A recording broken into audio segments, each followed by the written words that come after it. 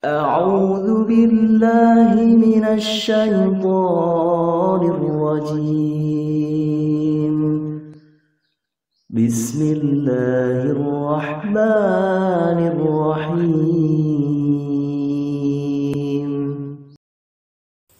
Assalamualaikum warahmatullahi wabarakatuh. A'udzu billahi minasyaitonir rajim. Bismillahirrahmanirrahim. Alhamdulillahi rabbil alamin. Wa bihi nasta'inu ala umurid dunya waddin. Wassalatu wassalamu ala sayyidina Muhammadin wa ala alihi wa sahbihi ajma'in. Amma ba'd. Saudaraku kaum muslimin muslimat dimanapun Anda berada, rahimakumullah. Sebentar lagi kita akan memasuki tanggal 10 Muharram atau yang dikenal dengan Hari Asyura. Hari Asyura adalah hari yang dipenuhi kemuliaan dan keberkahan, di mana pada hari ini kita dianjurkan untuk banyak melakukan amal soleh sebagaimana yang dijelaskan oleh para ulama.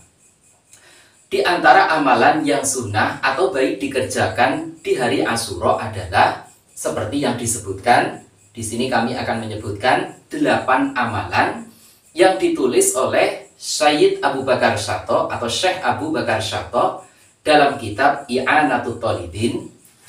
Kitabnya seperti ini. Ini adalah kitab yang banyak dikaji di pondok-pondok pesantren, dan kitab ini telah diakui dan menjadi landasan para kiai dan ulama yang ada di Indonesia. Baik, mari kita simak apa yang disebutkan oleh beliau. Dalam kitab ini, beliau menyebutkan satu keterangan hadis yang diriwayatkan oleh sahabat Abu Hurairah radhiyallahu an, bahwasanya Rasulullah shallallahu alaihi wasallam bersabda, "Faman shoma yauma Asyura faka'annama shomat dahra kullahu wa huwa shaumul anbiya."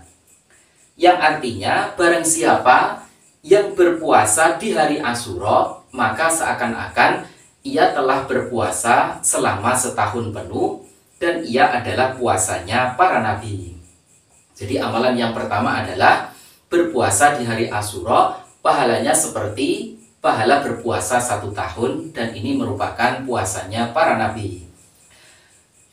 Kemudian amalan yang kedua adalah waman ahya lailata Asyura bil ibadah. Barang siapa yang menghidupkan malam Asyura dengan ibadah, melaksanakan qiyamul lail di malam Asyura, faka'annama abadallaha ta'ala mitla ibadati ahli samawati sab'i. Maka seakan ia telah beribadah kepada Allah seperti ibadahnya penduduk langit yang 7. Luar biasa. Jadi kita melakukan qiyamul lail di malam Asyura, maka kita seakan-akan mendapatkan pahala ibadahnya penduduk langit yang 7. Lalu amalan yang ketiga, waman shalla fihi arba'a raka'atin yaqra'u fi kulli raka'atin alhamdulillahi marratan wa qul huwallahu ahad ihda wa khamsina marratan ghafarallahu lahu dzunuba khamsina aman.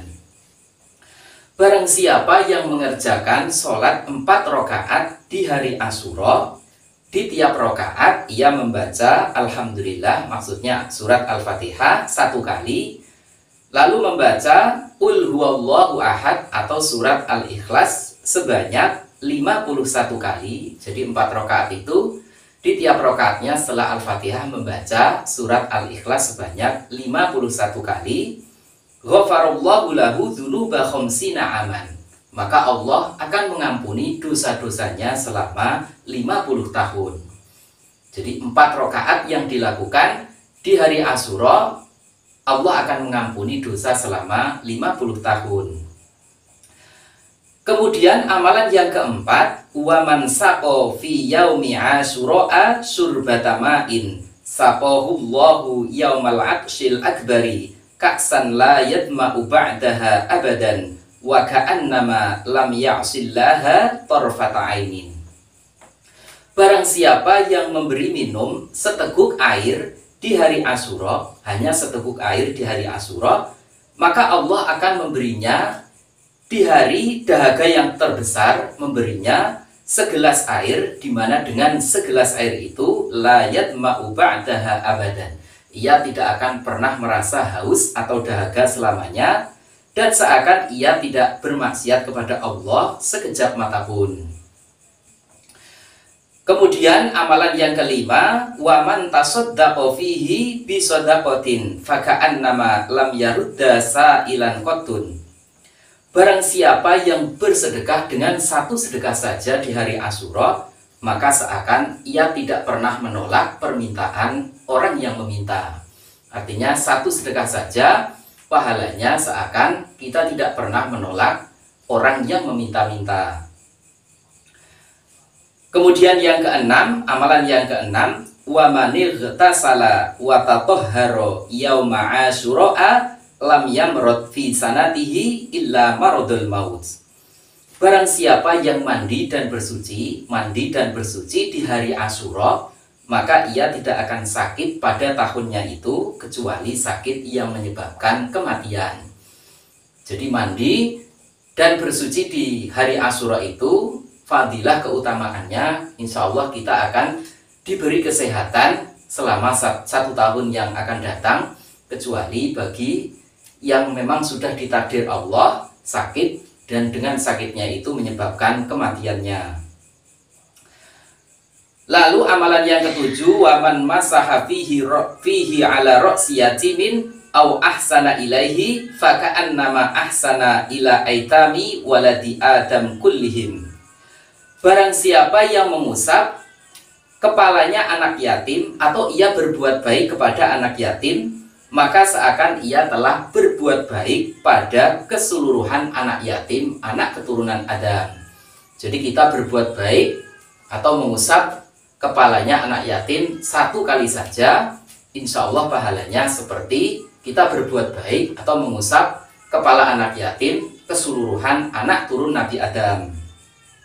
Dan yang terakhir, amalan yang ke-8 adalah wa man 'ada maridun fi yaumi asyura faka'annama 'ada mardo auladi adam kullihim. Barang siapa yang menjenguk orang yang sakit di hari Asyura, maka seakan ia telah menjenguk semua orang yang sakit dari anak keturunan Nabi Adam. Jadi menjenguk orang sakit 1 saja di hari Asyura pahalanya seperti menjenguk orang-orang yang sakit dari keseluruhan anak turun Nabi Adam.